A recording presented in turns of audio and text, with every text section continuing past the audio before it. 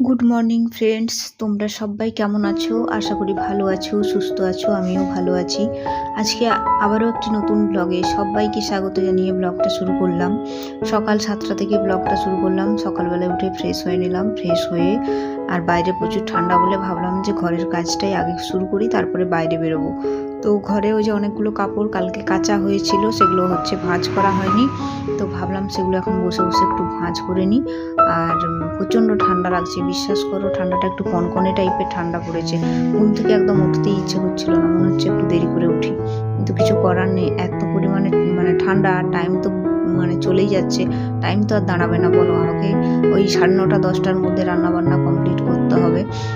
তো তার জন্য তাড়াতাড়ি করে উঠে গেলাম। যে ঘুমিয়ে যদি 8টা বেজে যায়, তাহলে উঠে কাজ বাজ করতে করতেই তো আমার 10টা বেজে যাবে। তো তার জন্য দেখো যে ভাঁজ করে নিচ্ছি কাপড়গুলো। আর আমার হাজব্যান্ড এখনও ওঠেনি, কারণ সে উঠে এখন কিছুই করা, ওর তো সেরকম কাজ থাকে না, হয় বাজারে যাওয়া থাকে, আদারওয়াইজ সেরকম কিছু থাকে না, হয়তো জল টল ধরতে যাই ওই রকম আর কি।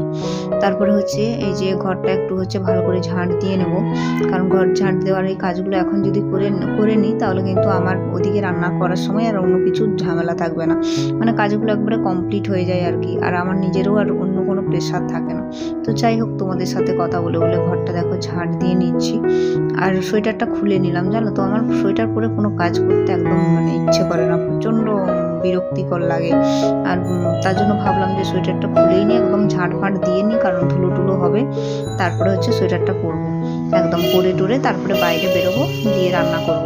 আর সত্যি করে বলতে গেলে ঘরটা কিন্তু আমাদের বেশ গরম, পুরো জানালা দরজা সব বন্ধ থাকে, তার জন্য ঘরটা কিন্তু খুব সুন্দর একটা গরম।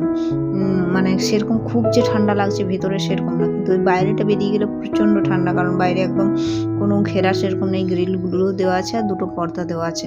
তারপরে এই যে সোয়েটারটা আবার পরে চলে এলাম। আর এই যে কাপড়গুলোকে এখন ভাঁজ করে করে যেগুলো করেছিলাম সেগুলো রেখে দিচ্ছি। যেখানে জিনিস সেখানে তুলে রাখলে জিনিসগুলো ভালো থাকবে। তো এই যে বেডশিট একটা ছিল, ওর কিছু আমার হাজব্যান্ডের জামা কাপড় ছিল আর আমার এই প্যান্টটা, তো ভাবলাম যে এগুলোকে একটু ভালো করে রেখে দিই। আর এই শোকেসটাও অনেকদিন মোছা হয়নি, জানো তো, প্রচুর পরিমাণে ধুলো জমেছে। তো ভাবলাম এই শোকেসটাও একটু ভালো করে মুছে দিই। যাই হোক, ধুলো টুলো পরিষ্কার হয়ে যাবে। আর মাঝে মধ্যে এগুলো যদি আমরা না করে থাকি, তো দেখবে অনেক সময় কিন্তু ধুলো পড়ে একদম অবস্থা খারাপ হয়ে যাবে। যেহেতু এগুলো কাঁচে থাকে না, কাঁচ থাকে, তো এগুলো মুছে নেওয়া মাঝে মধ্যে ভালো। ওই জন্য একটু হালকা জল দিয়ে মুছলে তো খুবই ভালো হয়। তো আমার কিন্তু খুব একটা সময় থাকে না, যার জন্য করা হয় না। তারপরে চলে এলাম বাইরে।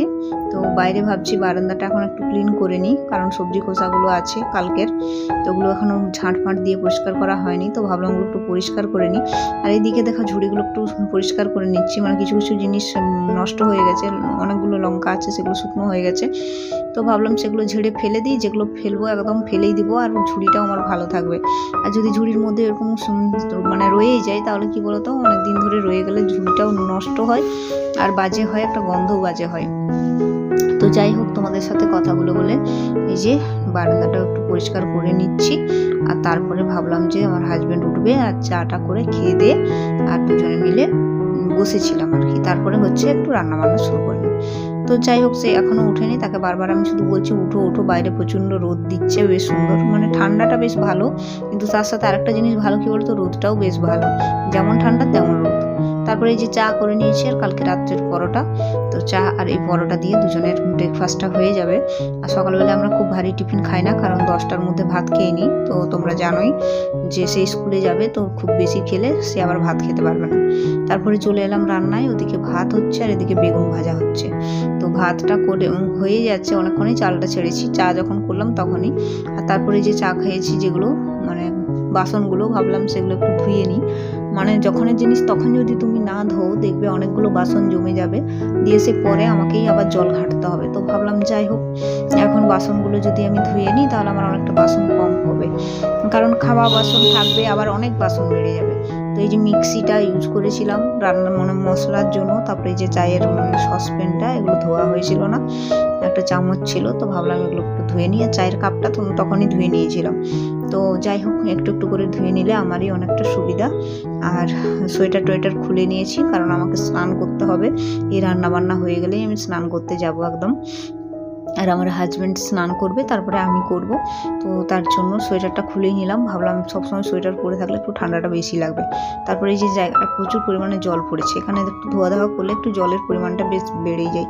তো ভাবলাম এখানটা একটু মুছেই দিই, তাহলে কি বলো তো একটু ক্লিন হয়ে যাবে, জিনিসটা পরিষ্কার হয়ে যাবে। তারপরে এই যে বাঁধাকপি আলু টমেটো দিয়ে একটা তরকারি করলাম। তো কেমন লাগলো ব্লগটা অবশ্যই জানাবে, যদি ভালো লাগে একটা লাইক করে দিও আর পাশে থাকো। তো আজকের মতো এখানেই আমি আমার ব্লগটা শেষ করলাম। আগামীকাল তোমাদের সাথে আবার 11টায় দেখা হবে। ততক্ষণে সবাই সুস্থ থাকবে, ভালো থাকবে।